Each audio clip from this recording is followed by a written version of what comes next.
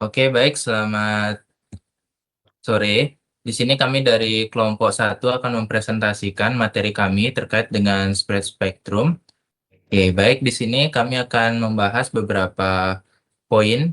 Yang pertama yaitu konsep dari spread spectrum, kemudian ada FHSS, dilanjutkan dengan DSS, kemudian ada CDMA dan aplikasinya, dan yang terakhir kita akan membahas contoh soal dan nanti akan disertakan dengan pembahasannya.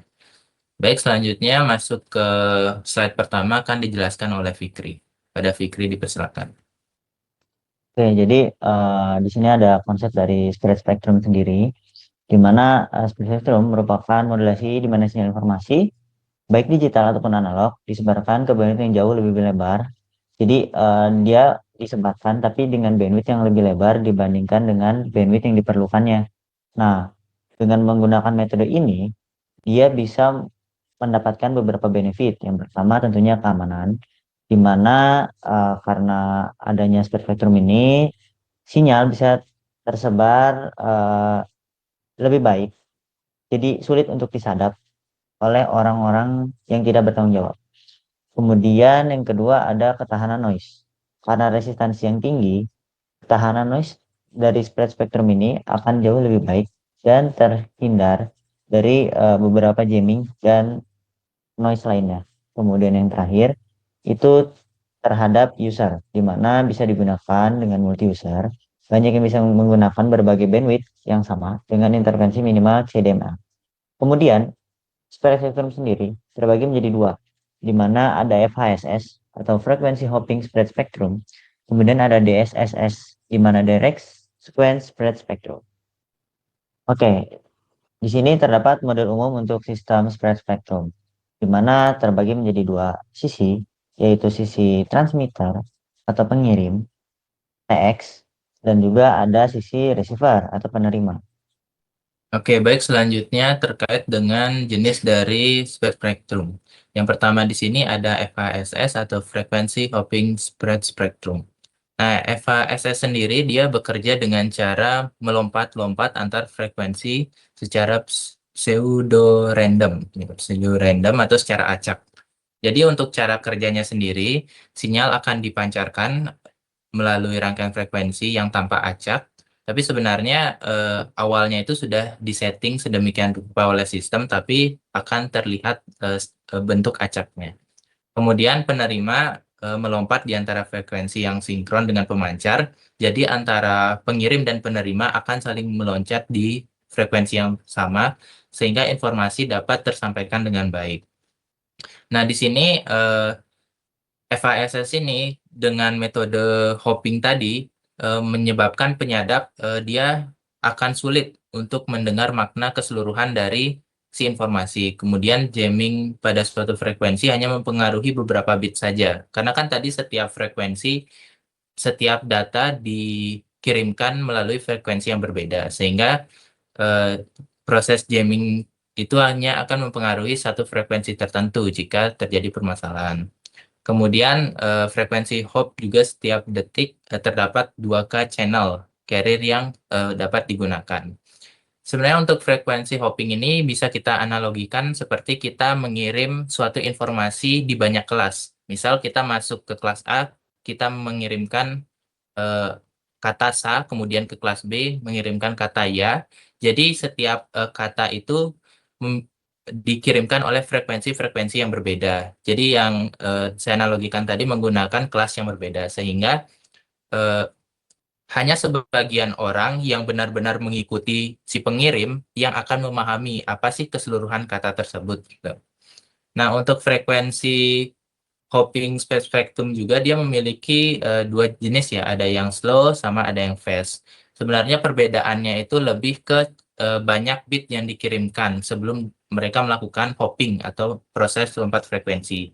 Jadi ketika slow terdapat banyak bit yang akan dikirimkan terlebih dahulu sebelum melakukan proses lompat frekuensi ke frekuensi yang lainnya. Sedangkan dengan fast FISS si frekuensi akan lebih banyak melompat dengan bit yang lebih sedikit yang dibawa dalam informasinya. Sehingga dengan metode fast, kemungkinan jamming akan lebih sedikit mempengaruhi bit yang berlaku. Selanjutnya ada DSSS atau Direct Sequence Spread Spectrum. Nah, DSSS ini cara kerjanya yaitu setiap data yang akan dikirim itu dikalikan dengan kode penyebaran. Namanya chip sequence. Dia menggunakan metode SOR. Kemudian kode penyebarannya jauh lebih cepat dari data yang menyebabkan bandwidth akan melebar sebanding dengan jumlah chip. Kemudian dari 10 bit kode, bandwidth yang dipakai itu 10 kali lebih lebar dari data aslinya. Kemudian dari sisi penerima juga sinyal SOR akan dikembalikan dengan kode yang sama. Jadi si penerima akan mempunyai master key lah yang akan mentranslate si kode-kode yang sudah diperpanjang tadi. Nanti intervensi dari pengguna lain itu akan menjadi rendah dengan metode ini.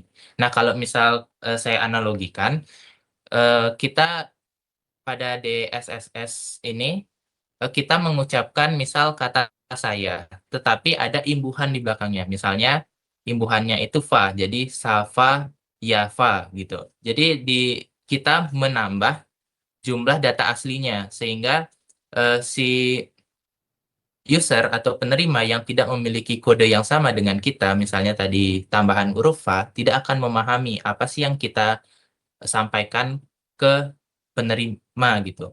Jadi hanya penerima yang memiliki kunci yang akan bisa memahami data yang dikirimkan dari pengirim. Itu kurang lebih untuk perbandingan antara FHSS dengan DSSS. Oke, selanjutnya. Oke, baik. Di sini saya akan menjelaskan apa itu CDMA.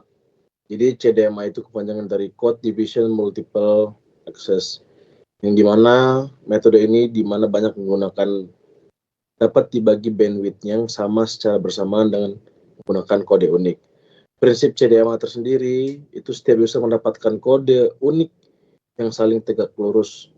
Data dikaitkan dengan kode ini dan dikirim bersamaan. Penerima hanya akan menerima filter sinyal yang kodenya sesuai. Kemudian ada Walls codes yang dimana 64 kode Walls tersedia di IS95. 64 chip yang panjang berdurasi 1 per 19.200 detik. Saling ortogonal, terus intervensinya 0 antar user. Terus ada di sini juga spreading sequence, band short code 32K chip, terus 15 bit register, PN long code, terus digunakan untuk enkripsi dan identifikasi. Next. Terus di sini kita bisa lihat perbandingan FHSS dengan DSSS. Terus di sini ada kelebihan, kekurangan, dan aplikasi. Dari parameternya, FHSS prinsipnya lompat antar frekuensi secara pseudo random. Kalau DSS tersendiri, kode chip di SOR dengan data bandwidth yang melebar. Terus parameter bandwidth instantan di FHSS itu sempit, satu frekuensi per waktu, sedangkan di SSS lebar dan sebanding spreading factor. Terus ketahanan jammingnya di FHSS tersendiri itu baik. Jammer harus mengikuti semua frekuensi. Kalau di DSSS sendiri sangat baik, energinya jammer tersebar. Terus kalau kompleksitas di FHSS itu sedang, perlu sinkronisasi timing. Terus kalau di DSSS sendiri itu tinggi, sinkronisasi chip yang presisi. Terus kemudian parameter di standar utama di FHSS itu menggunakan Bluetooth militer 900 MHz. Kalau di DSSS tersendiri itu menggunakan Wi-Fi 802.11b, IS95 CDMA, terus menggunakan GPS. Kemudian parameter di multi-user FHSS tersendiri itu menggunakan FHMA, itu time sharing per hop. Kalau di DSSS tersendiri itu menggunakan CDMA, semua user simultaneous. Di sini kita akan melakukan contoh soal latihan ya. Yang pertama mengenai processing gain dari direct DSS lah intinya lah ya. Oke, pertama-tama kita akan menghitung gain processing ya dari parameter chip rate dan data rate.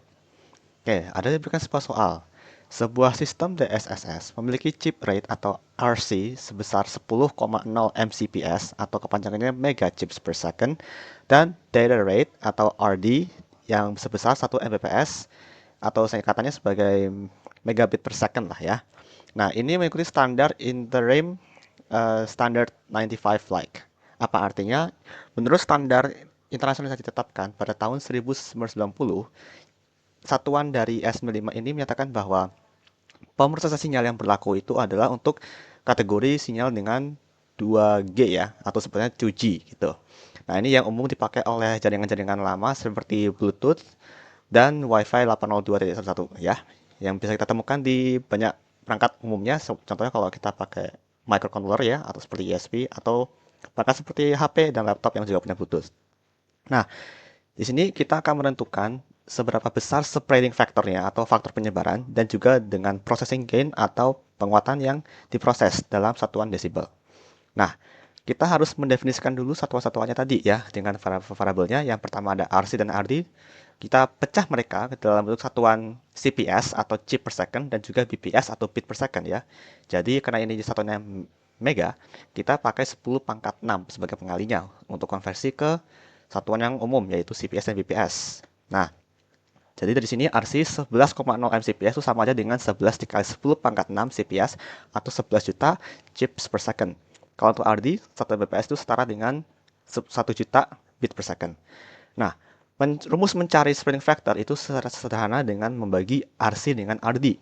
Jadi kita tinggal langsung bagi aja 11 juta dibagi 1 juta, coret semua angka nolnya sisa 11. Nah, spreading factornya tidak punya satuan, jadi kita tetapkan saja satuan sebagai angka 11 begitu. Nah, sekarang kita harus mencari gain faktornya atau processing gain. Nah, karena sini kita tidak dalam desibel, maka otomatis kita perlu mengalihkan faktor dari penyebaran tadi yaitu dengan pengali 10 dengan logaritma basis 10. Nah, rumusnya sama seperti tadi ya, 10 dikali log 10 dari 11. Di sini kita pakai kalkulator dan kita menemukan hasil 10,41 desibel. Nah, arti dari 10,41 desibel ini. Nah, kita bisa lihat tulisan di bawah ya. Semakin tinggi spreading factor, maka semakin lebar spektrum yang tersebar. Dan semakin besar juga ketahanannya terhadap interferensi. Oke, mungkin sih belum berhubungan dengan satuan desibelnya. Tapi kalau misalkan kalian cari tahu lebih lanjut, umumnya sinyal yang sangat perfect ya, itu sebenarnya dia berada pada 0 desibel. Dengan jangkauan yang lebih kecil yaitu minus 20 desibel yang berarti sinyalnya cukup rentan terhadap interferensi karena dia sangat lemah.